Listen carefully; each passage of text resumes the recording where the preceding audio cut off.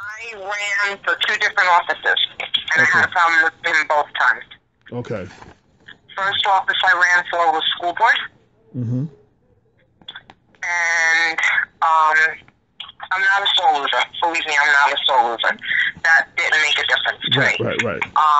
But when you lose by 100 votes, right, and you request for the machines to be impounded, right, in a school board election, you want the things to be impounded because of the fact that you feel that there was some foul play going on.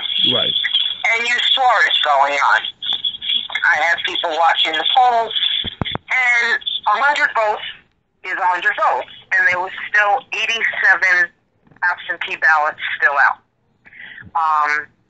Affidavit ballots that were still out. Right. So, yes, I wanted the machines impounded. Well, I was told that night I requested them to be impounded. The next day, again, I requested them to be impounded.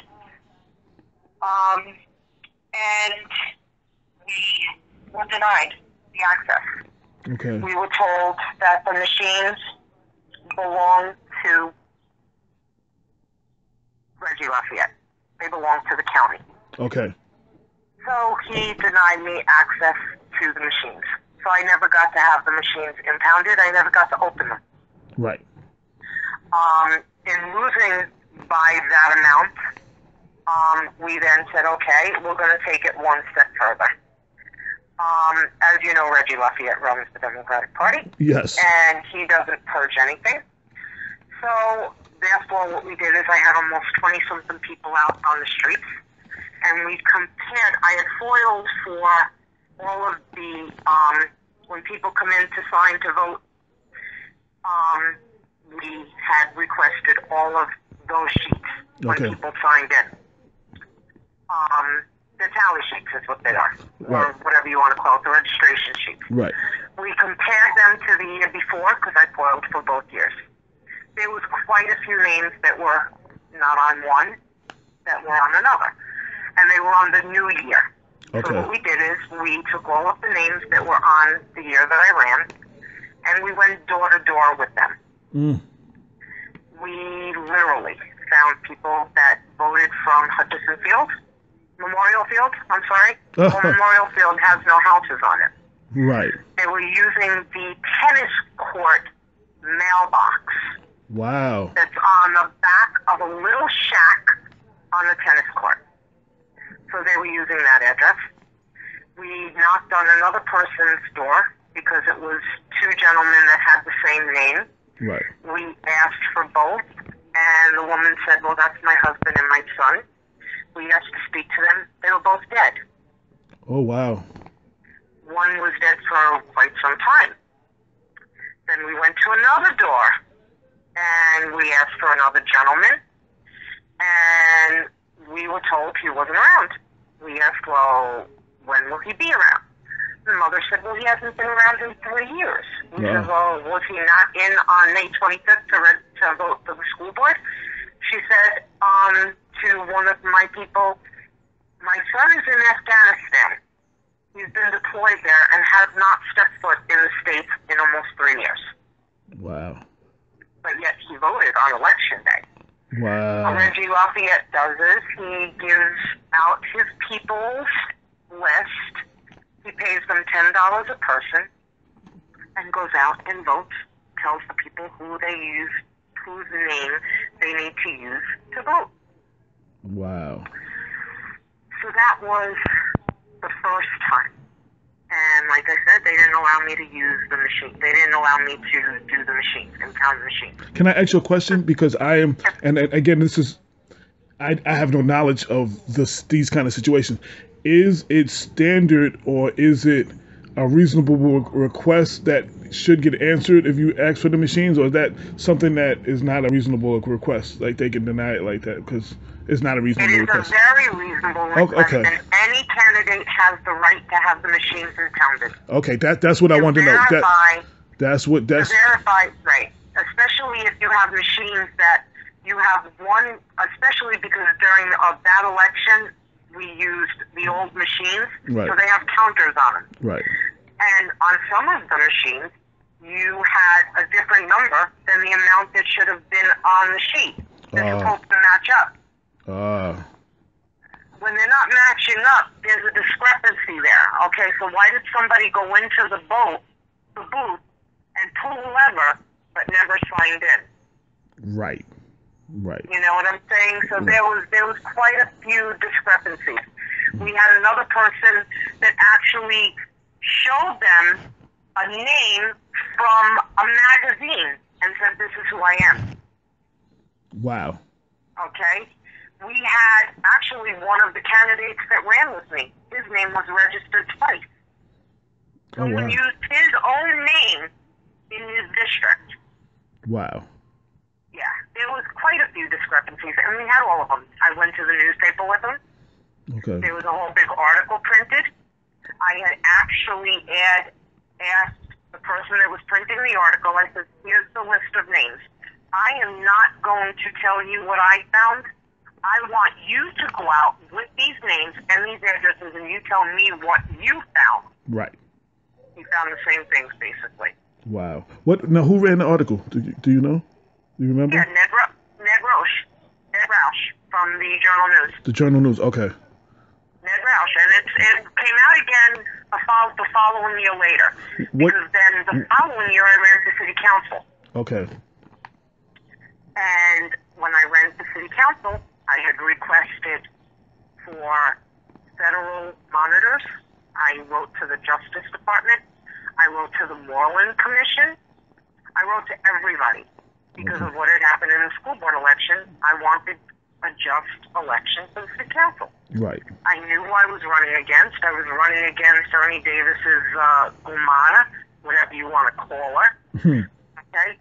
So I knew what I was going to be up against, and I knew what I was hearing from the public. So I knew I had a very good chance. I knew I was doing really good in the debates. Right. I knew all the polls that were going out beforehand had me, Damon Jones, and Damaris Monet as the three tops. And all of a sudden, the three underdogs that were actually booed out won. Really, give me a break. And you're announcing you're winning. You show up at my campaign headquarters where I'm having my function. You show up 10 minutes after the polls close announcing your victory when no one's even seen numbers yet. Give me a effing break. And I knew where it all came from. I mean, Reggie Lafayette was making sure all of my paperwork that I got came delayed so that I didn't have things in on time. I had requested certain sheets, never got them. Then I petitioned, and it wasn't against anybody mean or anything like that because I have to like Damon Jones a lot. Okay? But I had challenged Damon Jones's and everybody else's petitions. Right. Okay? I challenged him. Well, you want me to tell you? Of course I'm going to challenge him. All right? Yeah, that's what you do. Yeah. Okay, that's what you do. I mean, I knew there were names that were not correct. I knew there were names that you couldn't even make out what they were. They were just scribbled. I knew I had the right to knock him off. Reggie Lafayette wouldn't even look at them. Wouldn't even put two words in and denied my request. So I went to the district attorney and I filed a formal complaint. I'm like, he's not even going through my petition. I mean, there's no way. I mean, I found duplicate signatures. It's the rules. You can't have duplicate signatures. They're not valid. Right. I literally had enough to knock him off the ballot. Right. Okay, and there were just certain things that weren't right. Okay, and he just didn't want to listen.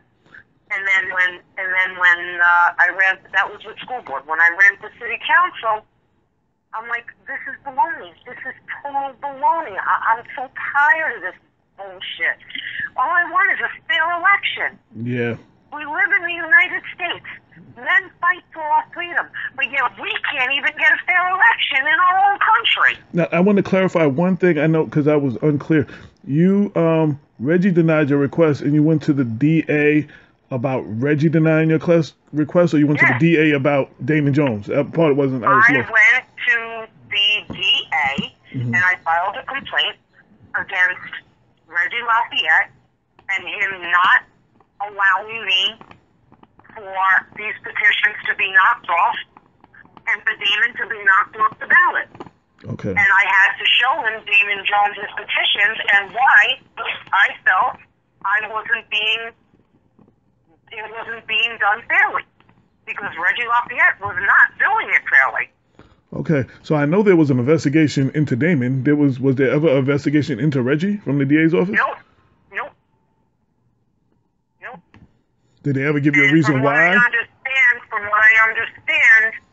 all of a sudden there was a $10,000 deposit into Reggie Lafayette's public, whatever the frig it was, one of his accounts. I heard From it the was a DA? donation or something. Yeah. Yep. Reggie Lafayette needs to come out of Wait. office. Now, was this at the same time? Was this around that time, or just was this? I've had run-ins with Reggie Lafayette both times I ran. No, I meant the deposit. Do you know if that was No, a? it's only one time that I know of. Okay, but I'm saying, was that around the time after you filed your? Yeah. Was that the Shortly same? after, yeah. Okay, shortly after. That's all I wanted to know. The same time period. Okay. Yeah, it was definitely within the same time period. Oh, okay. Yeah, there's been a lot of talk. I actually talked to Mr. Lafayette about some of my concerns, and he actually did mention your name. It's funny that Sam had told me to call you. He did actually mention your name as far as the Damon case, and he said he's not the one investigating Damon. You are, and he did say you filed to somebody else. Somebody else filed a specific. Damaris Monet Right. is the one that actually brought the paperwork in. She was running with me. It was Damaris Monet and myself running for school board with another gentleman. It was the three of us. Damaris, I actually, when petitions needed to be handed in, petitions were brought in by Damaris Monet because I had gone on vacation. Right. When I got back, while I was on vacation, I started receiving phone calls from Sam. Now, Sam ran with my uncle for city council the year prior. Right. Okay? And I said, Sam, this is not against you. This is not against Damon. Okay? You are losing the big picture. Right. I have to file against Damon to get to Reggie because Reggie is not doing his job. Okay. And the only way to prove that is with Damon.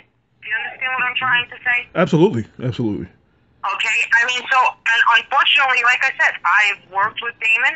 I went out petitioning for Damon when he ran with my uncle. I happen to like his wife very much, and I like what Damon stands for. Damon is very similar to me. Okay. Damon, and I'm not being fresh or rude, Damon doesn't shut his mouth. Damon has a voice, and that is me. I have been told by many, you need to shut up. And I'm like, you know what?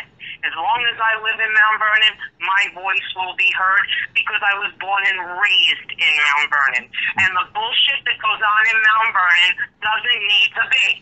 And that's why I started Black Westchester. Just so you know, I had been in Atlanta the last 10 years. Long story short, I came back here to take care of my mother. And this is when Black Westchester, I saw some things going on that I wasn't happy with. So we started Black Westchester because of that. And I'm the editor. So, and I'm doing the same thing you're talking about, just writing wise though. I'm throwing cameras in people's faces and asking questions that nobody's asking. What? That's the problem. Okay, that is exactly what people hate because they don't want the truth out. I am so tired of sugarcoating everything because it's bullshit. Right. I am tired of people getting money in their pocket. Bullshit. That's our money. That's our taxpayers' money. I lost my house. Okay, I lived in Mount Vernon all my life. It hurt me drastically to have to leave Mount Vernon. Okay, I now live upstate. I live in Carmel. Okay. My house, because of the taxes, because of the crime, and because of the failing school district, I have a 7-year-old. Okay, I couldn't keep her in school. Her teacher one year, she's my granddaughter. I have full custody of her. Her teacher okay, kept telling her, you need to stop calling her mommy. She's not your mommy, she's your grandma. I went up to the teacher, I was like, you need to shut your mouth. Right. She knows who I am. Right. You are not her guardian or anything else. This is not your business. Right. So she started taking it out on the child. And started failing her and giving her zeros and everything else. One day my child asked to go to the bathroom 3 times. The teacher told her, pee in your pants. Oh, see. Okay? Is that teacher still working in Mount Vernon? No, that teacher is no longer working. Okay, because if the teacher was still working, I was going to request that person's name so I can get in their face too. Okay. Just so you know, I was just about to. I was writing the notes right now. I was like, I went up to Judith Johnson 3 different times, and I said, you either get her out of this building, or you're going to have a war. Because how dare her tell my child to pee her pants, and then make her sit in that classroom while the kids laugh at her. Wow. I was livid. Well, changing just back to Reggie. So, how do you feel about him being the Westchester chairman, the Mount Vernon chairman, and the Board of Elections commissioner? He doesn't belong being any. First of all, you can't be all 3. I said that to him. It's not right. That's how I feel. I feel it's a conflict of interest and too much power. It's totally conflict of it. He literally runs everything. Now all of a sudden this year he ran the Memorial Day Parade. What right do you have running the Memorial Day Parade? Right. What right do you have? And I said to everybody, you can run for office, but you know what? If you are not liked by Reggie Lafayette, you are not going to be elected. There will never be an election in Mount Vernon that will not be fixed as long as Reggie Lafayette is in office. Wow. And that goes for anywhere else that Reggie Lafayette has ties to. Reggie Lafayette determines who is going to walk into the next political office. Right. And there's no 2 ways about it. That's what's going to happen. And it's been a proven fact. Absolutely. Now, is there anything I didn't ask you that you, I want to make sure I'm detailed, anything I didn't ask you about the situation that you want to tell me or anything else? Just get him out of office. Yeah, there's people. He knows I don't like him. He knows I don't like him. Yeah, he knows. He's not a fan of mine either right now. Okay, he knows I don't like him. He knows, and Ernie Davis has told me the same thing. He says, you know, I love you. He says, but I don't like you. He says, because you don't shut up. Wow. And I don't. Okay? I mean, I'm very grateful for some of the things that Ernie has done, and I'm not going to lie to you. I say it straight out. Ernie is a people person. Right. Ernie is a very nice person. Right. Ernie gets a lot of respect from a lot of the younger children. Right. It's just Ernie needs to put it in the proper order. Right. Okay? Ernie can be a very likable person. Right. But you need to stop using people to get that like. If you don't mind me asking, do you think he should be reelected? I think he's done his time. Don't get me wrong. I think he's done his time. He has done good for Mount Vernon, and he has done bad for Mount Vernon. But you know what? It's not just his fault. It's not. Okay? And I'm not saying, like I said, I say it where it is. Mount Vernon is run by one person. Okay? It's not run by one person. There's a lot, and Ernie Davis is only the little fish in the pond. Only the little fish in the pond. Ernie takes direction from other people. He gets blamed for so much. Huh? He gets blamed for so much. He does. He gets blamed for an awful lot of things. I mean, I actually think he's a cool dude. From what I know, from talking to him, from actually spending time with him, I just think the city. I walk up to him, he'll give me a hug, he'll give me a kiss. Yeah. He's been at family functions of mine. He did a remarkable job on the Father Park on Scotts Bridge, and thank God, because he is the only mayor. We have been trying for 8 years. It started when he was in office the last time, and then Clinton stopped it dead in its tracks, and Ernie put it back up again and started it going, and it's looking beautiful for the veterans of the city of Mount Vernon. Oh yeah. Oh, I know what you're talking about. Yeah, yeah, yeah. Yeah. Well, that park was named after my uncle back in 1954. Oh, okay. Okay. Okay, we have been born and raised, my whole family, in the city of Mount Vernon. So we've been there for a very long time. Okay. All right. Well, again, thank you for your time. You're welcome, my dear. All right. Anything, give me a holler. All right. Thank you. Okay, bye-bye.